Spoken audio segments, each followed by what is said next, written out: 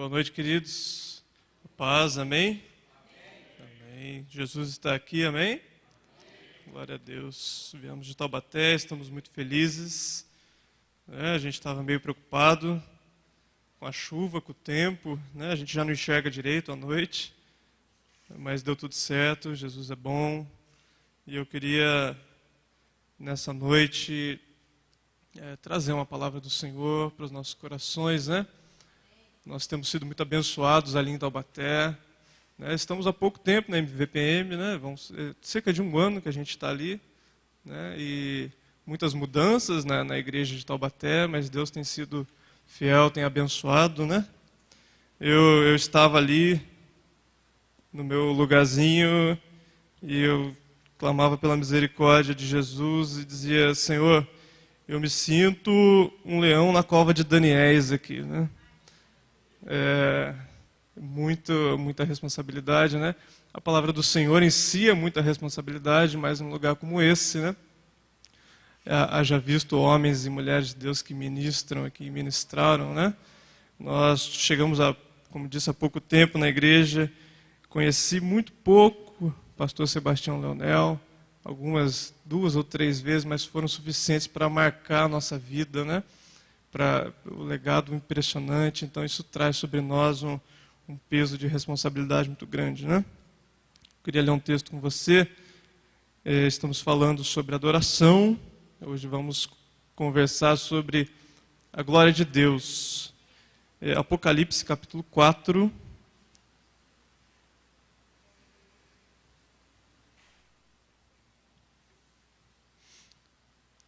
Seis semanas de adoração para 12 meses de poder, Tem sido uma bênção lá em Taubaté. Nós temos visto a diferença prática no dia a dia da adoração, que nós temos aprendido. Eu queria perguntar para você, será que nessas semanas que nós temos sido ministrados sobre adoração, o que mudou na sua vida de adoração? O que mudou no seu secreto? O que mudou no seu devocional? Será que tudo que a gente tem aprendido já tem tido um efeito, já tem tido uma mudança prática, Porque muito mais do que uma série de mensagens, isso é algo que Deus direcionou à igreja, nós cremos assim, A gente vem de outra denominação, de uma tradição assim assembleiana. Então, quando a gente chegou na MVPM, a gente achou assim meio diferente esse método de trabalhar com séries de mensagens, A gente nunca tinha visto. E aí eu comentava com a Bia, falei: será que o pessoal não fica meio travado? E a gente estava enganado, porque é uma bênção, séries de mensagens trazem uma edificação muito grande para a gente. Nós temos aprendido isso, Ano passado a gente teve a série do Fruto do Espírito, E depois a Cultura da Honra. Não sei se teve aqui também, mas em Taubaté nós tivemos.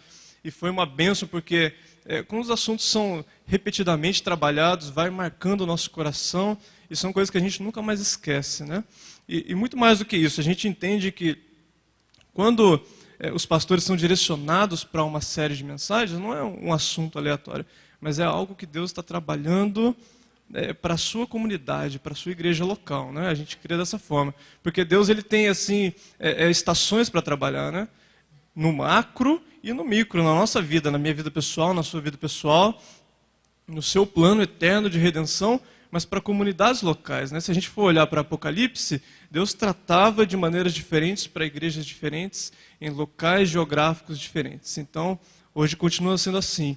Para a MVPM existe um tempo, existe uma estação, e nós cremos que este é o tempo e a estação de aprendermos a adorar, de contemplarmos ao Senhor. E nós temos aprendido sobre isso. Temos aprendido o que é uma adoração em espírito e em verdade. Temos aprendido o lugar da palavra de Deus no contexto da adoração. Nós temos aprendido lá em Taubaté que a adoração tem muito mais a ver com palavra, com teologia no sentido de conhecer a Deus, do que, vamos dizer, com canção. É possível você adorar apenas conhecendo que Deus é santo, que Deus é eterno, que Deus ao mesmo tempo é um e são três. Então você pode adorar com essas verdades, mas você talvez não consiga adorar se você só tiver a canção, se você não sabe quem está adorando. Então nós temos aprendido isso de maneira prática. Apocalipse capítulo 4, nós vamos ler um bom trecho. Eu costumo dizer para os irmãos que vamos ler um bom trecho, porque se o sermão não prestar, queridos, pelo menos nós somos abençoados pela palavra, amém? Apocalipse capítulo 4, nós vamos ler o texto, vamos sair do texto e lá no final, se Deus abençoar, a gente consegue voltar no texto. Diz assim: depois dessas coisas, olhei e eis que estava uma porta aberta no céu. E a primeira voz, que como de trombeta ouvira falar comigo, disse: sobe aqui e mostrar-te-ei as coisas que depois dessas devem acontecer. E logo fui arrebatado em espírito, e eis que um trono estava posto no céu, e assentado sobre o trono, e um assentado sobre o trono. E o que estava assentado era, na aparência semelhante à pedra de jaspe e de sardônica, e o arco celeste estava ao redor do trono, e era semelhante à esmeralda. E ao redor do trono havia 24 tronos, e havia sentados sobre os tronos 24 anciãos vestidos de vestes brancas, e tinham sobre a cabeça coroas de ouro. E do trono saíam relâmpagos e trovões e vozes, e diante do trono ardiam 7 lâmpadas de fogo, as quais são 7 Espíritos de Deus. E havia diante do trono um como mar de vidro semelhante ao cristal. E no meio do trono e ao redor do trono, 4 animais cheios de olhos, por diante e por detrás. E o primeiro animal era semelhante a um leão, e o segundo animal semelhante a um bezerro, e tinha o terceiro animal o rosto de um homem. E o quarto animal era semelhante a uma águia voando. E os 4 animais tinham cada um respectivamente 6 asas, e ao redor e por dentro estavam cheios de olhos. E não descansam nem de dia nem de noite, dizendo: Santo, Santo, Santo é o Senhor Deus, o Todo-Poderoso, que era, e que é, e que há de vir. E quando os animais davam glória e honra e ações de graça ao que estava sentado sobre o trono, ao que vive para todo sempre, os 24 anciãos prostravam-se diante do que estava sentado sobre o trono, adoravam o que vive para todo sempre, e lançavam suas coroas diante do trono, dizendo: digno é, Senhor, de receber glória e honra e poder, porque tu criaste todas as coisas, e por tua vontade são e foram criadas. Amém? Queridos, João aqui ele teve uma visão do templo no céu, ele teve uma visão de um culto acontecendo no templo. Então é impossível falarmos de adoração sem olharmos para a perfeita adoração que acontece no céu. Né? E em torno do que gira todo esse texto, todo esse contexto que nós lemos aqui? Em torno de uma adoração que os anjos e que os seres viventes prestam a Deus. Por quê? Porque eles contemplam ao Senhor, porque eles contemplam a glória do Senhor. Né? E o nosso tema nessa noite é exatamente isso, o que é a glória do Senhor. Como podemos contemplar a glória do Senhor? E antes de começar, eu queria deixar uma pergunta para você. Você responde na sua mente, no seu interior. E depois da mensagem, no final, nós vamos repetir a pergunta e vamos torcer para que essa resposta tenha sido baseada no que nós vamos falar nessa noite. Qual é a sua maior paixão na vida? Qual é o seu maior objetivo? Será que essa sua maior paixão que você pensou agora, ela fica clara para você, ela fica clara para os seus filhos, ela fica clara para as pessoas que estão ao seu redor? Se perguntássemos, por exemplo, para as pessoas que convivem com você, qual é a maior paixão do seu pai, da sua mãe? Será que as pessoas saberiam responder? Será que fica claro para as pessoas ao nosso redor qual é o nosso maior alvo? Né? Então nós vamos tentar trazer uma resposta baseada na glória de Deus para essa pergunta.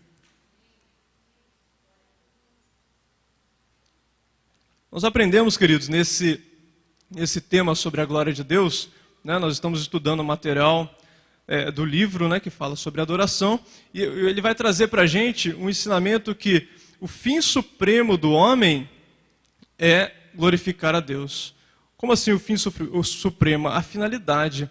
O homem, eu e você, fomos criados para glorificar a Deus. Né?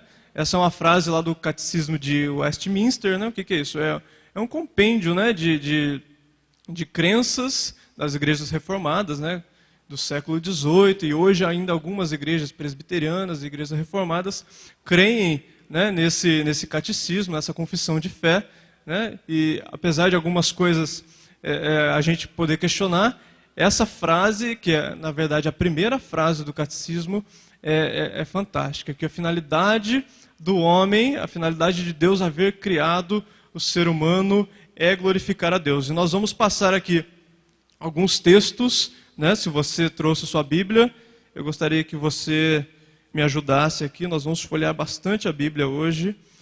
Nós vamos passear pela palavra de Deus e entender que Deus nos criou para a sua glória. Mas afinal, o que é a glória de Deus, queridos? Eu sei que você, hoje já é quinta-feira, você já leu bastante a Bíblia durante a semana, mas vamos comigo lá para Atos capítulo 7. Eu gostaria de estar sempre lendo os textos de referência. Atos capítulo 7, verso 2.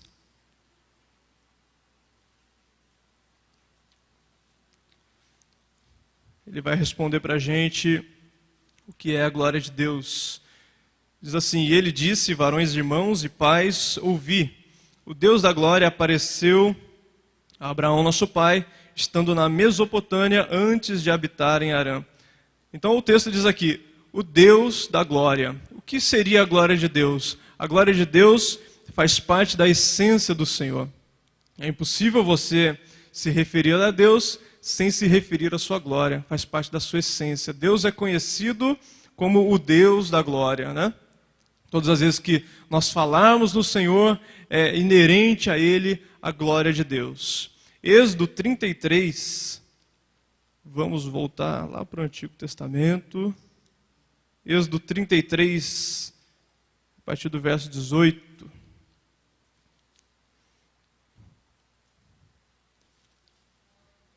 Vai nos dizer sobre a glória de Deus.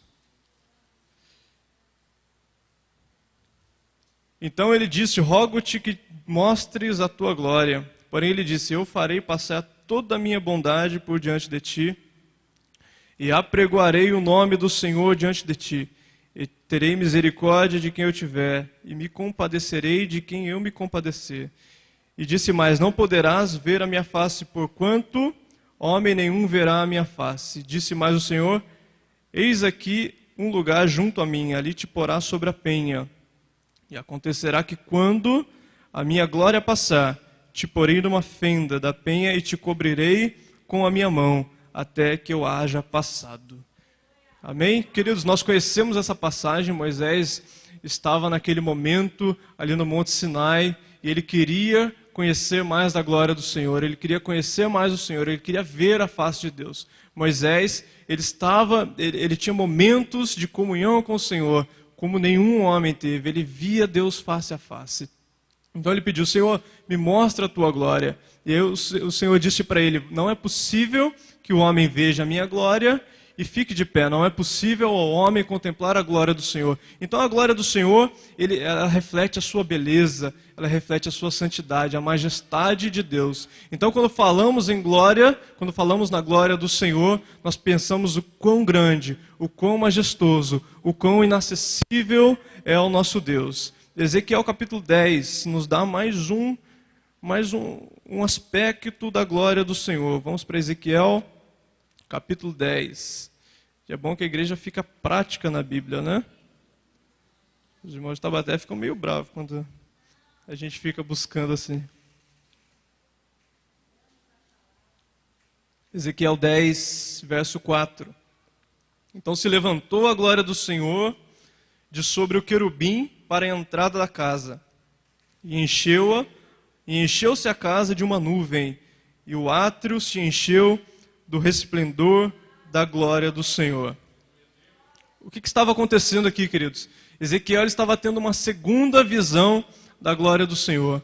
E ele viu a glória do Senhor no momento em que a glória do Senhor ela saía do altar e ela ia para o átrio, e ela saía do átrio e ela ia para a porta, e de repente ela saiu da porta e se colocou no meio da cidade, e, enfim, ela deixou a cidade, porque o contexto aqui é que era a cidade de Jerusalém estava no momento de pecado, no momento de rebelião contra o Senhor. Então a glória do Senhor saiu do templo, a glória do Senhor saiu da cidade, e o texto vai dizer duas coisas para nós a respeito da glória do Senhor. A primeira, que a glória do Senhor não habita em lugar onde há pecado. A glória do Senhor não habita em lugar sujo. A glória do Senhor não habita em lugar onde ela não é bem recebida. E a glória do Senhor representa a presença de Deus. Quando falamos que a glória do Senhor enche o templo, é que a presença de Deus enche o templo, né? Quando Salomão foi consagrar o primeiro templo ao Senhor, ele fez lá aquele grande sacrifício. Então, enquanto ele orava, a glória do Senhor encheu o templo como uma fumaça. E os sacerdotes não puderam ficar em pé, porque a presença de Deus invadiu aquele lugar. Então, quando falamos na glória do Senhor, quando pensamos, quando adoramos o Deus da glória, nós pensamos que a sua presença pode se manifestar, e ela se manifesta através das nossas vidas. Amém? Então, entendendo agora o que é a glória do Senhor, que a glória do Senhor é inerente ao seu nome, que a glória do Senhor é a beleza, é a santidade de Deus, que a glória do Senhor é a sua presença na nossa vida, vamos ver algumas razões para glorificar a Deus. Por que, então, nós devemos glorificar um Deus que já é o Deus de toda a glória? Isaías 43 e 21 vai dizer para a gente, e nós vamos fazer aqui uma saga desde a criação para nos mostrar razões para glorificar o Senhor. Isaías 43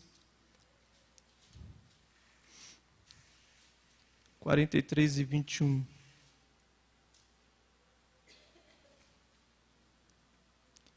Esse povo que formei para mim, para que me desse louvor. Isaías está dizendo que Deus criou o homem, que Deus nos criou para o seu louvor, né? Isso nos remete lá para Gênesis, né?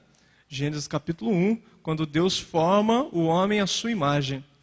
Imagem significa algo que retrata, nós devemos retratar a glória do Senhor. Quando Deus criou a mim e a você, Ele nos criou para que as pessoas olhassem para nós e nós refletíssemos a glória do Senhor, para que nós fôssemos como um espelho, refletindo a glória do Senhor. Romanos 11:36 vai dizer que, porque dele, por ele e para ele são todas as coisas, e entre todas as coisas a nossa vida é para a glória do Senhor. Amém? Salmo 19, queridos, nos traz um outro aspecto do porquê devemos glorificar ao Senhor. Salmo 19.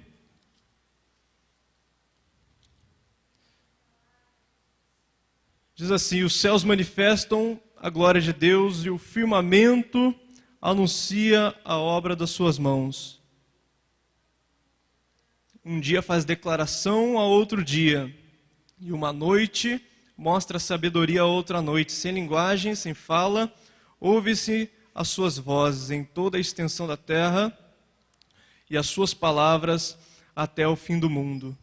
Queridos, enquanto eu estudava esse texto, eu fiquei meditando que Davi, quando escreveu esse salmo, cerca de 2.000 anos atrás, né? 3.000 anos atrás, né, pastor? Aproximadamente, quando Davi escreveu esse salmo, eles não tinham acesso à tecnologia, o Davi não tinha acesso à internet, o Davi não tinha...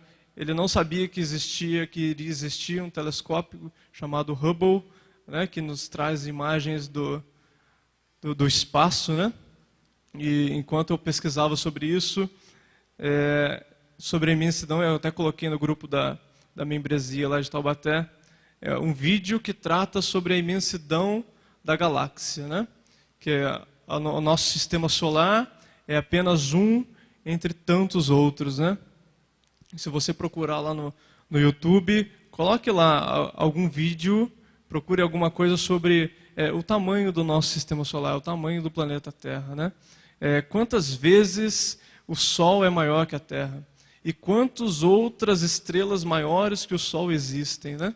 E quantos anos-luz se leva para chegar a outras galáxias? E aí a gente, tão sem conhecimento da física, né? Fica olhando para essas coisas tão grandes e pensando, meu Deus, dentre toda essa imensidão do universo, essa imensidão que o Davi não imaginava. O Davi só olhava aquilo que a gente enxerga, as estrelas, a lua, né, o céu.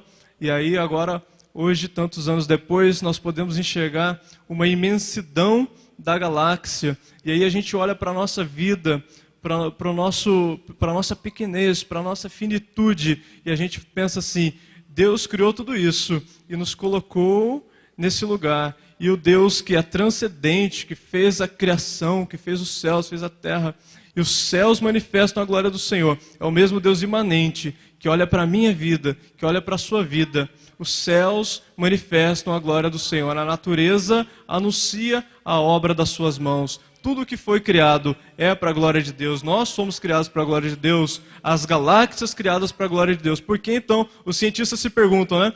Por que Deus criaria uma galáxia tão grande, com tantos planetas, com uma imensidão incontável, e colocaria vida só no planeta Terra? Porque os céus manifestam a glória do Senhor. Amém, queridos? Uma outra razão para glorificarmos ao Senhor é porque Deus, Ele glorifica a si mesmo. E nesse ponto aqui da mensagem nós vamos parar um pouquinho, porque é algo que traz para a gente uma certa questão, né? Como assim Deus glorifica a si mesmo? Nós vamos entender isso a partir de alguns textos aqui. Vamos voltar para Isaías 43. Isaías 43, versos 6 e 7. Nós vamos entender que nós devemos glorificar o Senhor porque o próprio Deus glorifica a si mesmo.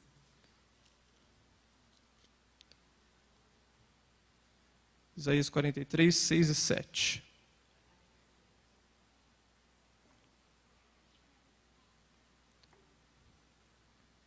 Direi ao norte, dá, e ao sul, não retenhas. Trazei meus filhos de longe e as minhas filhas das extremidades da terra. A todos os que são chamados pelo meu nome, e os criei para a minha glória, e os formei, sim, e os fiz.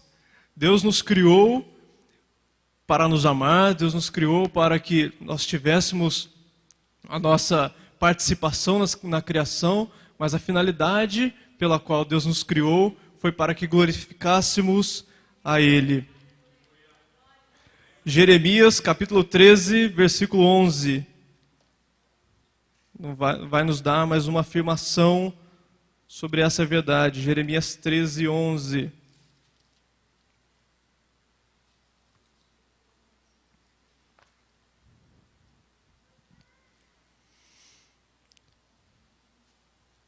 Porque como o cinto está ligado aos lombos do homem, assim eu liguei a mim toda a casa de Israel e toda a casa de Judá, diz o Senhor, para serem por povo e por nome e por louvor e por glória.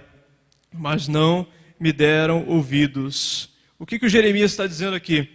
Que o Senhor, quando fez Israel, que o Senhor, quando fez a nação de Israel e a levou para o cativeiro e tratou com ela no deserto, Ele fez por amor do seu próprio nome, Ele fez para a sua própria glória. O que o Jeremias está dizendo aqui? Que quando Deus trabalha na vida do seu povo, ainda que o seu povo não entenda, ainda que não faça sentido, Deus o faz para a sua própria glória.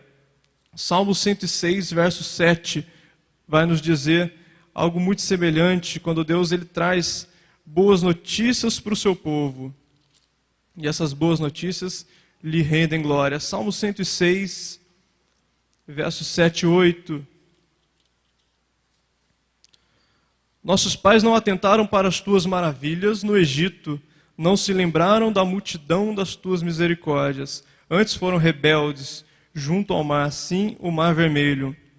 Não obstante, Ele os salvou por amor do seu nome, para fazê-lo conhecido o seu poder. Por que Deus ele suportou o povo de Israel no deserto? Por que Deus suportou as afrontas do povo de Israel? Por que Deus não destruiu o povo de Israel? É lógico, Ele amava o povo de Israel, Ele amava o seu povo, mas Ele não fez por amor ao seu nome. Deus ele tinha uma promessa com Israel, e o Moisés lembrava dessa promessa, e ele disse: Senhor, se o Senhor destruir o povo no meio do deserto, o que as outras nações vão dizer? Vão dizer que o Senhor é um Deus fraco. Então o Senhor perderia a sua glória. Por que o Senhor não destruiu o povo no meio do deserto? Por amor do seu próprio nome. Ezequiel capítulo 20 vai nos dizer algo semelhante. Ezequiel 20, verso 14. Porque rejeitaram, irmãos, verso 14, o que fiz, porém, foi por amor do meu nome, para que não fosse profanado diante dos olhos das nações, perante os quais as fiz sair. Então, quando Deus ele tem uma promessa ao seu povo, e isso nós vemos todo o Antigo Testamento, Deus cumpre essa promessa, não muito pela fidelidade do seu povo, mas por amor do seu próprio nome. Deus, ele se preocupa com a sua glória. Deus, ele se preocupa com a sua reputação, com o que as pessoas vão dizer do seu próprio nome. Então, Deus suportou a infidelidade de Israel e a nossa infidelidade, muitas vezes, por amor do seu nome. Vamos para o Novo Testamento, queridos? E aí nós vamos responder uma pergunta. Por que Jesus veio? E aí, de repente, você já vai se reportar para João 3,16, né? Porque Deus amou o mundo de tal maneira, amém, isso está certo, está correto, mas existe algo mais profundo, existe algo por trás de tudo isso. Vamos para Romanos capítulo 15, Romanos 15, verso 8.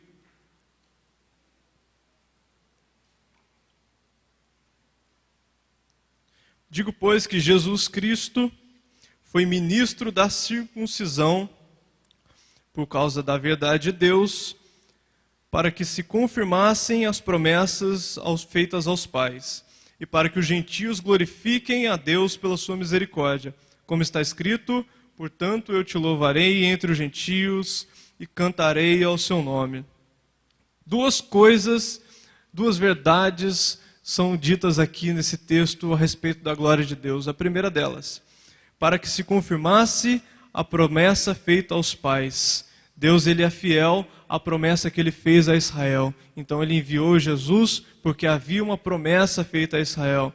Segundo lugar, e para que os gentios glorifiquem a Deus. A finalidade de Deus enviar Jesus, além de tudo que nós conhecemos a respeito do Evangelho, é para que eu e você pudéssemos glorificar a Deus. A morte de Jesus, a cruz no centro da história, foi um meio pelo qual Deus trouxe a nós a possibilidade de glorificarmos a Deus. Antes só Israel era a nação para a glória de Deus, mas Jesus veio para que eu e você, os gentios, pudéssemos também ser o povo para a glória de Deus. Jesus, ele se preocupava com a glória de Deus. Jesus, ele viveu para a glória de Deus. João 17, verso 1 vai nos dizer isso aí. João 17, 1. Jesus estava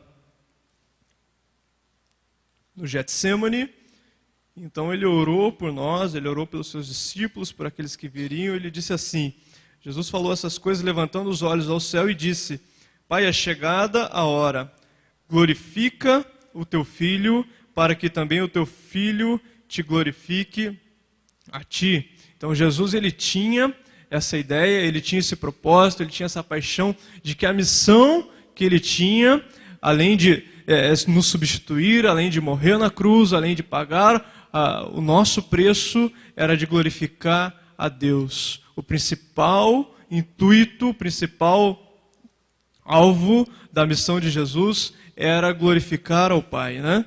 1 Coríntios 10 e 31. E quando Jesus, ele nos substitui, quando Jesus, ele toma o nosso lugar, ele torna possível a mim e a você vivermos uma vida para a glória de Deus. 1 Coríntios 10, verso 31.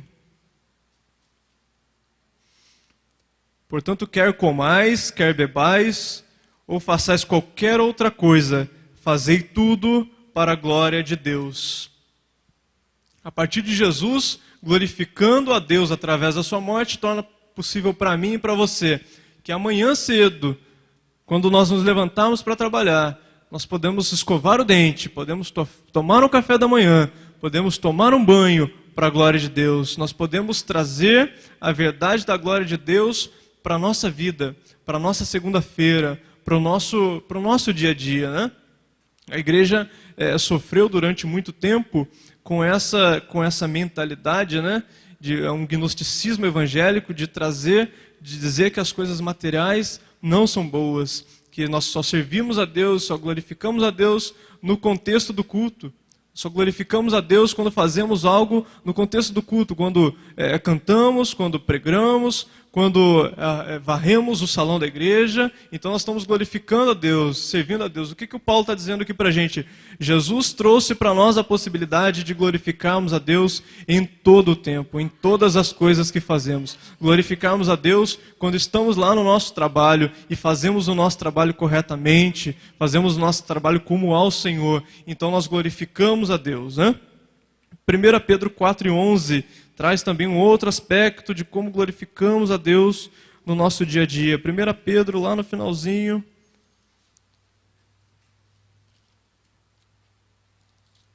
1 Pedro 4:11. Se alguém falar, fale segundo as palavras de Deus. Se alguém administrar, administre segundo o poder que Deus dá, para que em tudo Deus seja glorificado por Jesus Cristo, a quem pertence a glória e o poder para todos sempre. Amém. O que o Pedro está dizendo aqui?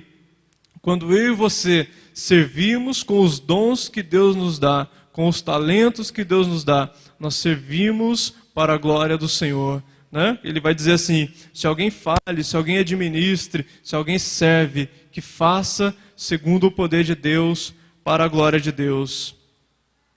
O que isso vai dizer para a gente, queridos? Que Jesus trouxe para nós a possibilidade de, não só no dia a dia, mas também no contexto da casa do Senhor, nós glorificarmos a Deus, porque Deus, Ele deseja que eu e você glorifiquemos a Ele. Deus fez todas as coisas para a sua própria glória. Romanos 3:23.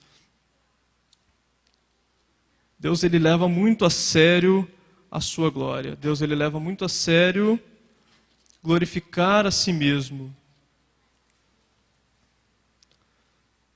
Romanos 3:23 vai nos dizer isso aí.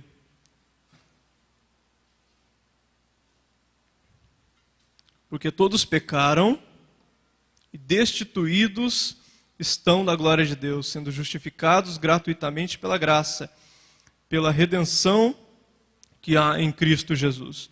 Então o pecado, queridos, a condição do pecado é estar afastado da glória de Deus. A condição de estar longe do Senhor é a mesma condição de estar afastado da glória de Deus. E o que Deus fez? Eu e você estávamos afastados da glória. Eu e você estávamos perdidos no mundo, estávamos mortos em nossos pecados. Havia sobre nós uma maldição.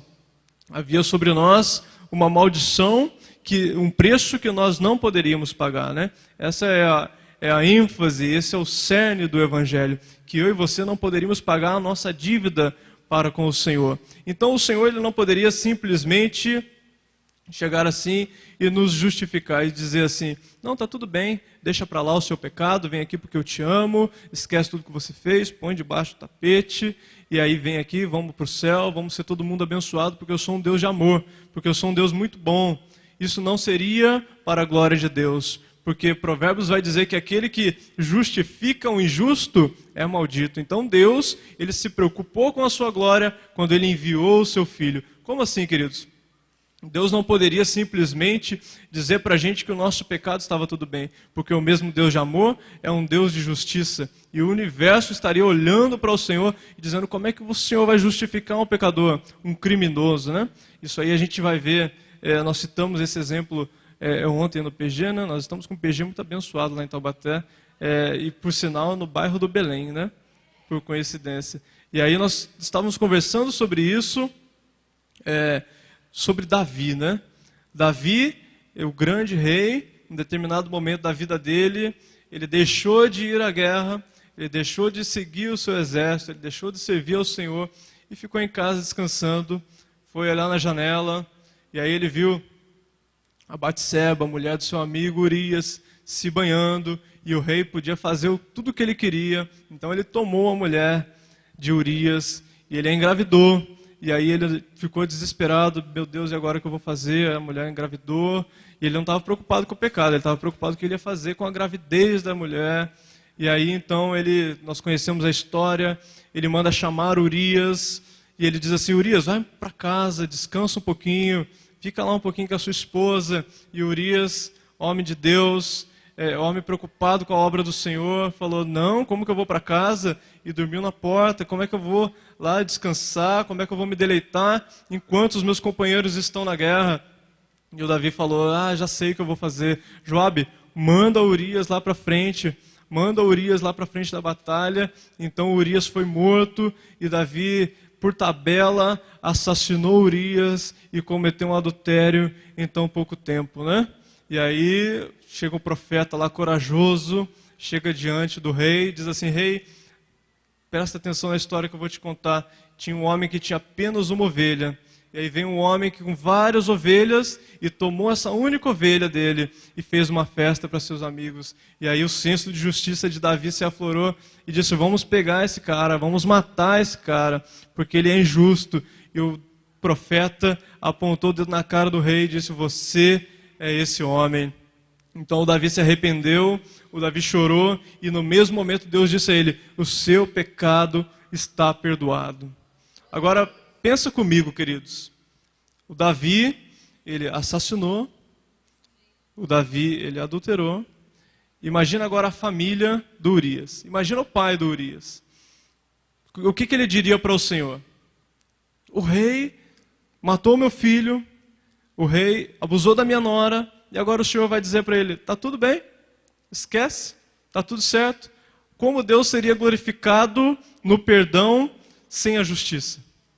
Como Deus seria glorificado no meu e no seu perdão sem a justiça. Então Deus se preocupou com a sua própria glória quando Ele enviou Jesus para morrer no meu e no seu lugar. Quando eu e você estávamos amaldiçoados pelo nosso pecado, o que Deus faria, como Deus poderia nos substituir? Ele enviou e Ele matou o seu próprio Filho na cruz para apaziguar a sua própria ira, porque esse é o Evangelho, nós estudamos isso domingo passado sobre salvação, que nós não somos salvos do diabo, nós não somos salvos do mundo, nós somos salvos da ira de um Deus justo. E Deus, quando nos salva em Cristo Jesus, quando nos dá a substituição por meio da morte de Cristo e por meio da vida reta que Jesus viveu em nosso lugar, então Deus é glorificado através da morte de Jesus. Esse é o Evangelho. Deus é glorificado através do Evangelho em que Jesus se tornou maldição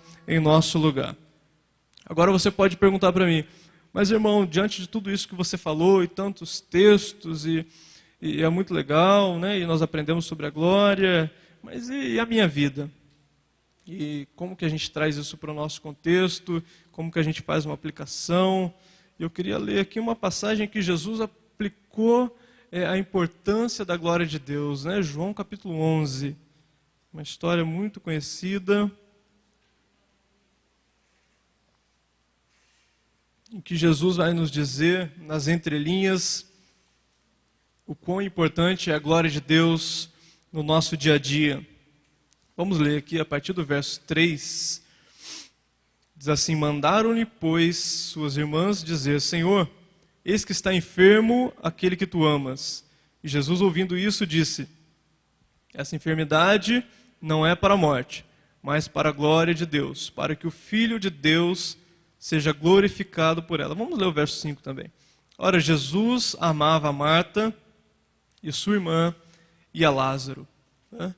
João, quando escreve essa história, ele se preocupou em pelo menos por 3 vezes dizer isso aqui, que Jesus amava a Marta, sua irmã e a Lázaro, né? Nós vamos entender que Jesus, toda vez que ia para Betânia, ele ficava na casa dessa família, né? Se a gente for olhar lá em Lucas capítulo 10, né, Jesus tem um texto maravilhoso em que ele está na casa de Lázaro e que Marta está lá preocupada, servindo com tantas coisas, e Maria está lá sentada aos pés do Senhor aprendendo. Então Jesus, ele era amigo pessoal dessa família. Jesus, ele frequentava a casa deles. E Jesus amava a Marta, a Maria e a Lázaro, né? E aí nós conhecemos o texto, né? Nós conhecemos que Jesus foi avisado que Lázaro estava doente. E Jesus fez questão de se demorar onde ele estava para que Lázaro morresse. Jesus vai dizer aqui que essa enfermidade não é para a morte, mas para a glória de Deus, para que o Filho de Deus seja glorificado por ela, né? E aí eu fico imaginando a cabeça da Marta, né?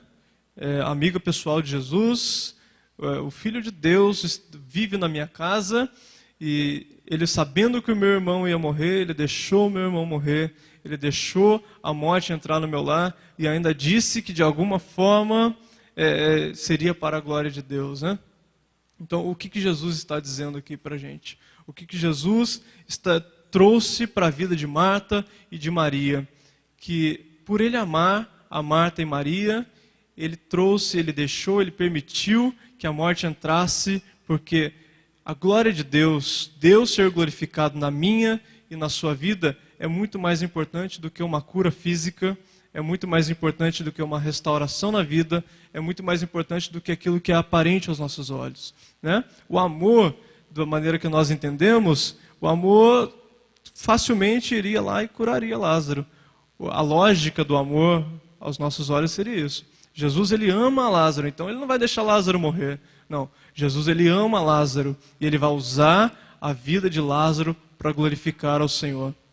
O amor de Jesus nos leva para a glória de Deus. O amor de Jesus nos leva a viver a glória de Deus mesmo em meio ao sofrimento, né?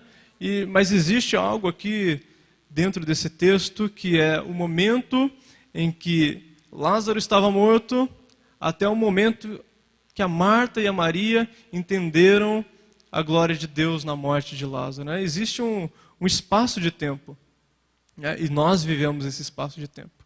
Quantas vezes, né, nas dificuldades, nas situações da nossa vida, nas mortes dos Lázaros na nossa vida, nas perdas, nas situações de desespero que não fazem sentido ao nosso conceito de amor, nós ficamos imaginando como Deus poderia ser glorificado na nossa vida, como glorificar a Deus através da morte de Lázaro, né? E Jesus nos ensina através desse texto: eu sou a ressurreição e a vida. Eu sou aquele que trago a glória mesmo através do sofrimento. Jesus, ele nos ama e por isso ele deseja que a nossa vida seja para a glória de Deus, que a nossa alegria e que o nosso sofrimento seja para a glória de Deus. Amém, queridos? Vamos voltar então para o texto de Apocalipse, onde eu gostaria de encerrar essa breve mensagem, que ficou com cara de estudo bíblico, né, queridos? E nós vamos entender agora a referência da glória de Deus com a adoração. Vamos só reler aqui alguns trechos. Apocalipse 4, né? Vamos ler o verso 8, reler o verso 8. E os 4 animais tinham cada um, respectivamente, 6 asas, e ao redor e por dentro estavam cheios de olhos.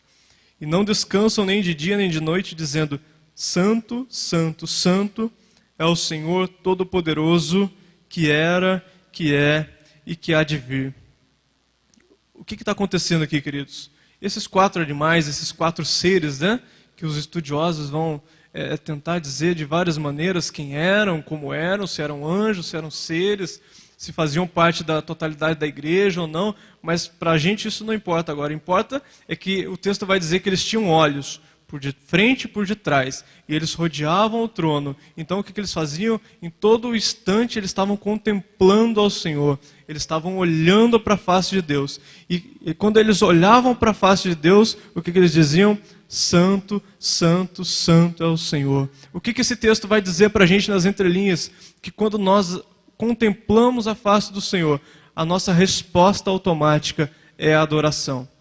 O que é a adoração que nós temos aprendido, queridos? É exatamente isso. É a nossa resposta à revelação que Deus dá de si mesmo, né? E durante esses dias, eu sei que você também tem aprendido aqui, nós aprendemos que Deus é um Deus santo, nós aprendemos que Deus é um Deus imutável, nós aprendemos que Deus é um Deus transcendente, mas também é um Deus imanente. Nós vamos aprendendo aspectos dos atributos de Deus, quem Ele é. E esses seres, quando contemplavam a glória, quando contemplavam a beleza do Senhor, eles diziam, santo, santo, santo. E mais para frente vai dizer que os 24 anciãos, eles jogavam as suas coroas e diziam assim, Senhor, digno é, Senhor, de receber glória e honra e poder, porque Tu criaste todas as coisas e por Tua vontade são e foram criadas. Os seres que estão constantemente contemplando diante do Senhor, eles não fazem outra coisa senão glorificar ao Senhor. Queridos, se a minha e a sua adoração em algum momento tem se tornado vazia, se a minha e a sua adoração em algum momento tem se tornado, vamos dizer, seca, vamos dizer, infrutífera, se você de repente chega no momento de vir para o culto, você começa a se perguntar, não estou muito afim de ir no culto hoje, não estou muito afim de cantar, e você vem no culto e você fala, o ministério de louvor, que aqui em São Paulo é impossível você dizer isso, o ministério de louvor está meio devagar, o ministério de louvor, a música não foi muito legal hoje, eu te convido a rever o seu conceito de adoração, porque a adoração, queridos, não tem a ver com o que o ministério de louvor traz, não tem a ver com o ambiente do culto, se a luz está acesa, está apagada, se está dia, se está de noite, se tem muita gente, se tem pouca gente, tem a ver se eu e você estamos contemplando o Deus que nós adoramos. E a contemplação, queridos, é como quando a gente vai viajar, né? Quando a gente vai viajar, a gente pega o carro e está passando lá na Serra de Ubatuba, aquela visão linda, e daí a gente para o carro naquela paisagem, e a gente para e desce e tira foto e fica ali contemplando aquela beleza, e automaticamente a gente vai dizendo, olha que coisa linda, olha que lugar gostoso, olha que lugar agradável. Então, eu te convido que na próxima vez que você vier ao culto e estiver na adoração, você pare diante do Senhor e contemple a sua beleza, e contemple a sua glória, do mesmo jeito que você faz com a natureza. Então você olhe para quão lindo o nosso Deus é. Então você vai ver que nós temos motivos para adorá-lo, motivos para glorificá-lo. Amém, queridos? Eu quero, diante de tudo isso, refazer aquela pergunta do início e te perguntar qual é o meu e o seu motivo, qual é a minha e a sua paixão na vida. A minha e a sua paixão, o meu e o seu maior motivo na vida tem que ser glorificar a Deus, tem que ser a glória de Deus, porque o próprio Deus se preocupa em glorificar a si mesmo, o próprio Deus criou todas as coisas para a sua própria glória, né? E a única maneira de eu e você estarmos satisfeitos na vida, de eu e você estarmos centrados na vida, quando entendemos que a minha e a sua vida existe para a glória de Deus. Nós não existimos para o ministério, nós não existimos para o trabalho, nós não existimos para cuidar dos filhos, todas essas coisas são coisas secundárias. O principal propósito da nossa vida é glorificar a Deus. Amém, queridos? Que Deus abençoe a vida dos irmãos, eu espero que a palavra de Deus possa frutificar no meu e no seu coração. Adore o Senhor com suas palmas.